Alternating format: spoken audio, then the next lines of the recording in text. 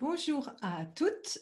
Aujourd'hui, je vais parler d'un thème, pardon, je parle allemand, ça va pas, qui peut vous perturber parce que je parle énormément du passé, je parle énormément de l'influence du passé sur la vie amoureuse et j'ai écrit cet article pour justement arriver à vous aider à différencier quelle est la part du passé qui influence les schémas amoureux et quelle est la part du comportement qu'on a maintenant qui est peut-être pas forcément lié au passé, qui a un impact sur la vie amoureuse.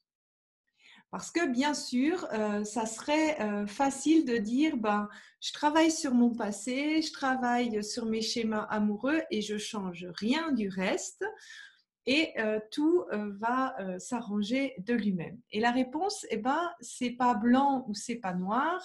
Il y a un peu de travail à faire des deux côtés et j'explique pour moi un petit peu quel est l'impact du passé versus quel est l'impact du comportement. Alors, il est évident, et ça je pense que je vous l'ai répété assez de fois, que les expériences passées définissent en fait un petit peu votre norme en amour, c'est-à-dire que l'amour que tu penses mériter, que tu penses pouvoir recevoir des autres ou que tu penses pouvoir te donner à toi-même. C'est ces expériences passées qui vont faire que tu vas accepter certains comportements qui ne te rendent pas forcément en amour. Et c'est peut-être aussi ce qui va expliquer pourquoi tu réagis un petit peu contre ta logique personnelle. Mais par contre, une fois que ton passé est guéri, cela ne veut pas dire que ces situations ne vont jamais se présenter à toi. Donc, si je prends l'exemple d'un homme, si tu avais tendance à être avec des hommes qui ne veulent pas s'engager avec toi, si tu guéris de ton passé, ça ne veut pas dire que tu vas jamais rencontrer quelqu'un qui ne veut pas s'engager. Cela va être simplement beaucoup plus facile pour toi d'identifier qu'il ne veut pas s'engager et ce sera plus facile pour toi de prendre la décision de ne pas rester avec une personne qui ne t'apporte pas ce que tu souhaites. Ça veut aussi dire que tu vas continuer à ressentir des émotions. Donc, il ne faut pas avoir cette illusion qu'en travaillant ton passé, tu ne vas pas ressentir du tout des émotions qui sont inconfortables parce que les émotions sont pour moi des messagers et elles indiquent surtout si tu es en alignement avec toi-même, avec tes souhaits et avec tes besoins. Le fait de travailler sur ton passé, qu'est-ce que ça va faire? C'est que ces émotions, elles seront peut-être moins intenses et elles dureront moins longtemps parce que ce sera plus facile à prendre une décision pour toi qui est en alignement avec tes souhaits et tes besoins parce que ce système de réaction qui vient de tes expériences passées est parti. Et la meilleure illustration en fait que j'ai pu trouver pour illustrer quel est l'impact du passé et quel est l'impact de ton comportement, eh bien c'est le vélo. Prenons l'exemple que tu ne saches pas rouler à vélo et que tu as eu peur d'essayer de rouler à vélo parce que peut-être tu as essayé une fois et tu es tout de suite tombé, ou bien tu as vu un accident de vélo et c'était très grave et du coup tu as une peur bleue de monter à vélo. Alors quand tu vas travailler sur ton passé, qu'est-ce que ça va faire? Ça va te libérer de cette peur de rouler à vélo, ce qui fait que tu vas avoir le courage ou avoir l'envie d'apprendre à rouler à vélo. Mais ça ne va pas t'empêcher ce processus d'apprentissage qu'est apprendre à rouler à vélo. Il peut même arriver que sur le chemin d'apprendre à rouler à vélo, ben, tu te fasses de temps en temps peur si tu tournes le guidon trop vite, par exemple.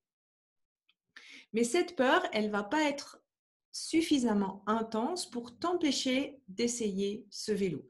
Eh bien, c'est exactement la même chose dans un comportement en amour. Donc, reprenons l'exemple des hommes, en fait, qui ne veulent pas s'engager avec toi.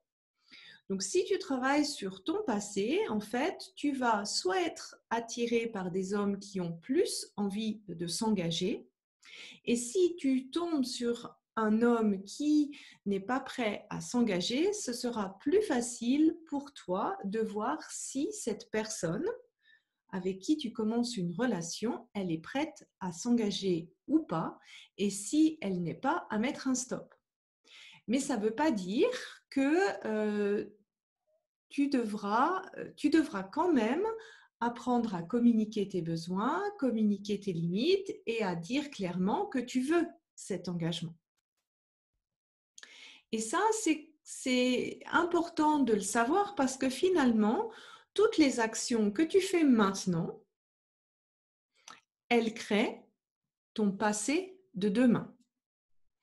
Parce que finalement, ton passé, en fait, qu'est-ce qu'il fait? C'est qu'il grandit sans cesse. Chaque jour, un jour est fini. Et les actions que tu fais aujourd'hui créent finalement ton passé de demain. Et c'est pour ça que quand je fais un coaching, je ne fais jamais que le passé, parce que ça serait une illusion de se dire je travaille juste une fois sur mon passé et je n'apprends pas des outils qui me permettent d'être en alignement avec moi-même et puis tout est réglé pour de bon. Justement pour la très bonne simple raison que le temps s'écoule, que chaque jour que tu vis va créer ton passé de demain. Alors bien sûr, ce que tu crées maintenant a très certainement moins de poids que ce que tu as pu te créer dans l'enfance parce que les 7 premières années de vie sont particulièrement importantes, mais n'empêche que ce que tu fais ou que tu ne fais pas aujourd'hui peut te créer de nouvelles croyances ou de nouveaux schémas en amour.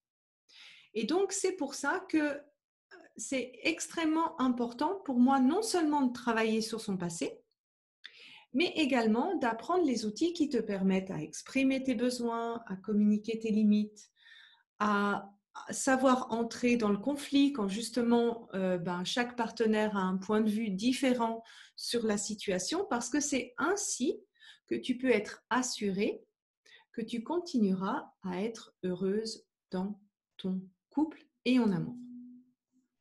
Parce que finalement, tu resteras toujours à 100% responsable de ta vie. Les résultats que tu as dans ta vie sont 100% le résultat de tes pensées et de tes actions. Et ce, même par rapport aux blessures de ton passé. Je dis toujours, ce n'est pas ce que tu as vécu dans ton passé qui importe, c'est l'expérience que tu as eue par rapport à tes expériences passées. C'est la perception de ce qui s'est passé pour toi par rapport à tes expériences passées.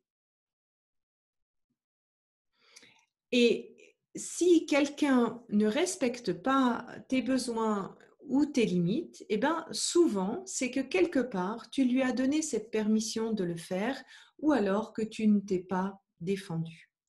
Et je sais, c'est quelque chose qui n'est pas facile à avaler, surtout selon les comportements qu'on a pu laisser faire. Mais l'avantage de ça, c'est que quand tu prends la responsabilité de tes résultats, eh bien, tu peux être aussi assuré que si tu changes, eh bien, qu'à coup sûr, les résultats vont changer. Et comme ce processus, c'est quelque chose qui n'est pas facile, eh bien, c'est la raison pour laquelle finalement, ces programmes de coaching en individuel ou en groupe durent plusieurs mois parce que ça prend un certain temps d'apprendre et de comprendre déjà à quel moment on n'est pas aligné avec ce qu'on veut et de mettre en place les actions et les habitudes qui vont te permettre vraiment d'avoir d'autres résultats dans ta vie amoureuse. Donc voilà, j'espère que ça te donne une idée un petit peu plus claire. Quelle est la part qui est influencée par ton passé et quelle est la part qui est encore influencée par ton comportement, la manière dont tu communiques, etc., etc. Je te souhaite une belle journée. Au revoir.